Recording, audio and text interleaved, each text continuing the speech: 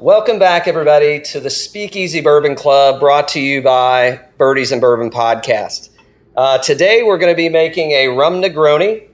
We're going to be using Havana Club 7-year, Punt vermouth, and Campari. I can't lie, I do like to taste, obviously I've had all these, but I do like to taste them before I make a cocktail, just so I kind of know and can look for the notes in the cocktail when I'm tasting it once I've got them mixed together. So we're going to go ahead and go with the Havana Club 7-year. This is from Cuba. And, you know, when it was first released, it was traditionally designed to be just a sipper. So let's give it a shot. I know why, man. That is smooth. It's got real heavy molasses taste in there. It's definitely sweet. That's why I'm using the Punta with this. It's kind of gonna the Punta is gonna have a little bitter taste on top of the Campari bitter, but nothing too crazy. But it's really gonna bring out the characteristics in this 7-year rum. So it's fantastic. Let's go ahead and drop our ice cube in. I do like to go with 1 large cube for my Negroni, gin, or in this case, rum. We could use a jigger and we could measure this. To be honest, I just like to kind of free pour. It's pretty easy, so give it a little touch more. It's probably a little hard to get. If you wanted to go, if you can't get your hands on Cuban rum,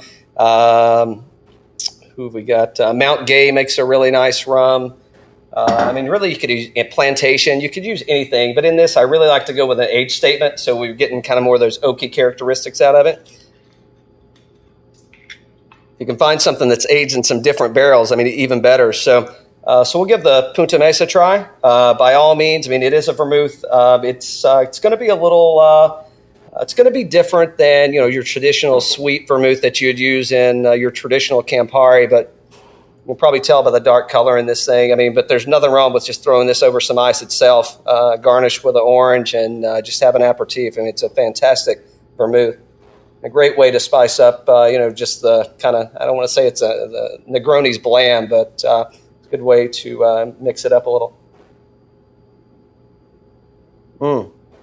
It's got a real nice creamy texture.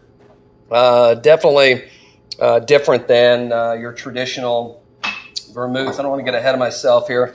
No reason to taste Campari. It speaks for itself. I'm sure you probably have had plenty of it on a spritzer or whatever it may be. So let's go ahead and hit this with a little Campari.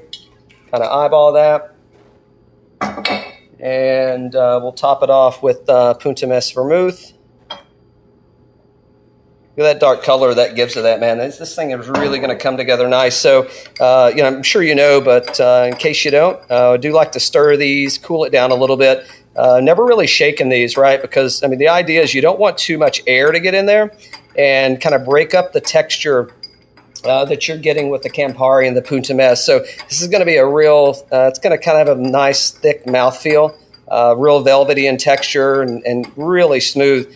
I'll tell you, I do this all the time. I'm making, just as a one-off, but typically when I'm making these, making them in batches, right? Dropping them in a decanter or, drop them in a mason jar, etc. Drop a orange wedge in there. I'm making them up in batches, sticking in the fridge. Maybe cut it with a little water just so it starts to meld nicely together. Let's give this a try.